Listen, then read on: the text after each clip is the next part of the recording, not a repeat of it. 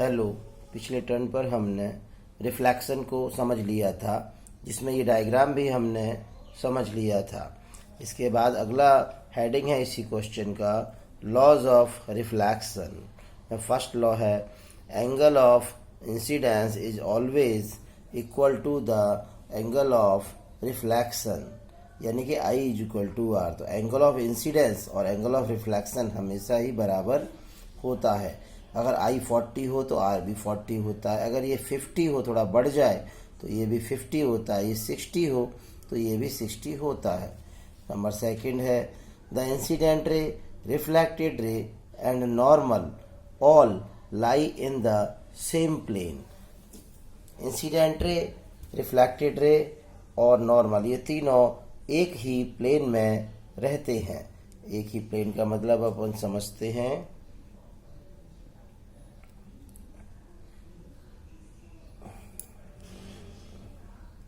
ये एक तरीके से रेमो बनाया, ये इस पे तीनों रख दिए। ये इंसिडेंट रे हो गया, ये पेन, ये नॉर्मल हो गया और ये रिफ्लेक्टेड रे हो गया। तो ये तीनों जो हैं वो एक ही प्लेन में है, एक प्लेन। ये हो गया एक प्लेन, एक प्लेन में है तीनों। या तो इस प्लेन में हो सकते हैं हॉरिजॉन्टल प्लेन में, या फिर इस प्लेन में, पर ये तीनों रहते हमेशा एक प्लेन में ही हैं। ये आप देख रहे हैं, तीनों एक ही प्लेन में हैं।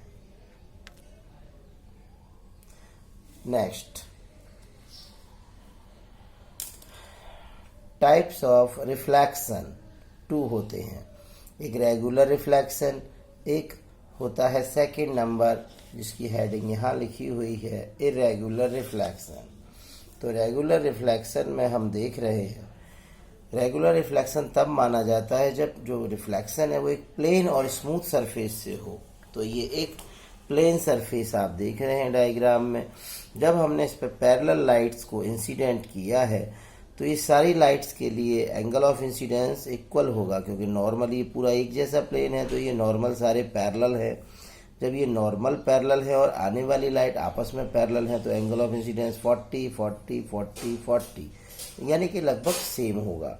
तो फिर एंगल ऑफ रिफ्लेक्शन भी 40, इधर भी 40, इधर भी। तो यानी कि अगर ये सब पैरेलल आएंगी तो सबका एंगल ऑफ इंसिडेंस सेम होगा, तो एंगल ऑफ रिफ्लेक्शन भी सेम होगा, इसलिए ये पैरेलल ही जाएंगी। तो अपन यहाँ पढ़ लेते हैं, if the light is reflected from a polished smooth surface then it is called regular reflection. Polished smooth surface से जाए लाइट तो ये रेगुलर रिफ्लेक्शन है। इन दिस रिफ्लेक्शन, ये दूसरी बात, reflected rays are parallel for parallel incident rays. जो हमने यहाँ दिखाया कि reflected rays are parallel for parallel incident rays, ये हो गया। तो अब आ जाते हैं नेक्स्ट पर, ये है इरेगुलर रिफ्लेक्शन।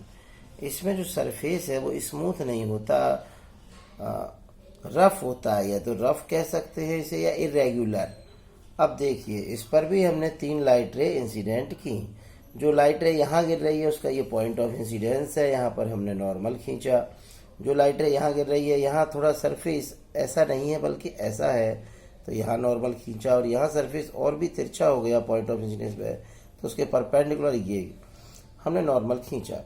इस बार ये तीनों नॉर्मल आपस में पैरेलल नहीं है, इससे ज़्यादा झुका हुआ है ये, और ये और इधर को झुका हुआ है तब। पर ये तो इंसिडेंट है तो सभी पैरेलल ही हैं। तो यहाँ पर ये एंगल मान लो 20 है, तो एंगल ऑफ रिफ्लेक्शन भी 20 बनेगा। यहाँ ये एंगल ऑफ इंसिडेंस 30 है, तो ये भी 30 बनेगा। और यहाँ ये 60 है, तो ये भी लगभग 60 बना है। इस कारण रिफ्लेक्टेड रे सभी अलग अलग दिशाओं में हो गई हैं, क्योंकि 20 से 20 का चेंज आया, 40 से 40 का, और 60 से 60 का, तो ये अलग अलग अब हो गई हैं। ये है इरेगुलर रिफ्लेक्शन में लिखा है, if the light is reflected from a rough or irregular surface then it is called irregular reflection. Irregular यानी अनियमित।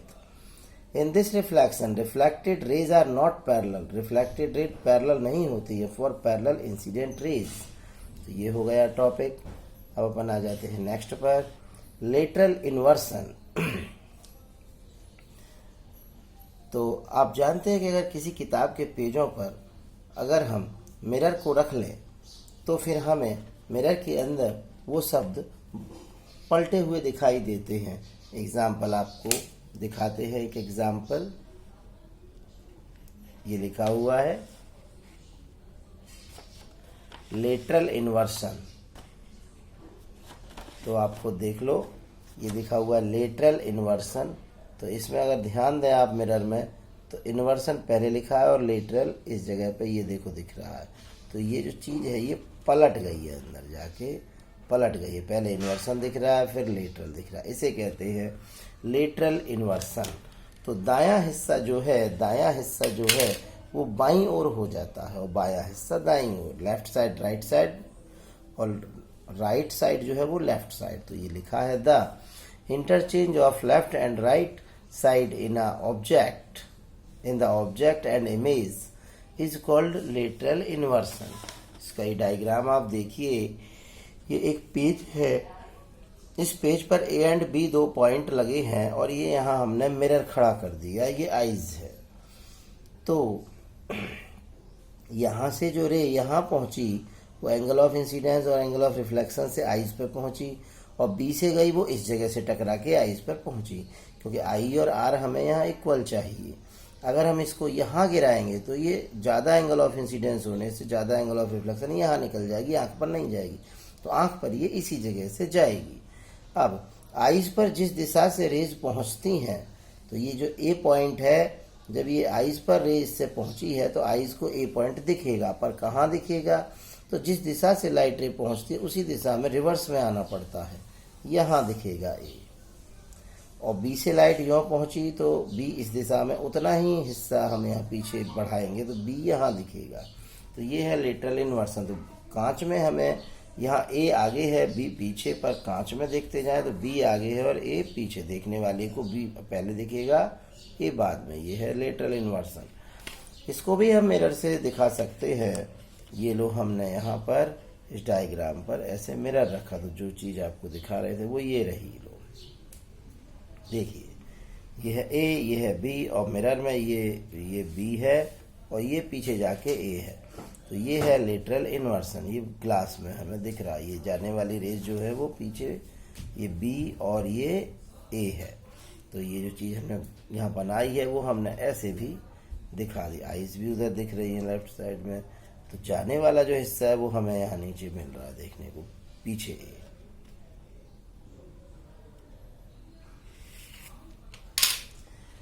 Characteristics of image formed by plane mirror. Plane mirror वो होता है जिसमें हम रोज सुबह जग कर अपनी शक्ल देखते हैं, तो वो होता है प्लेन मिरर। उसमें जो हमारी शक्ल दिखाई देती है वही इमेज है। उस इमेज की हमें अब कैरेक्टरिस्टिक्स देखनी है।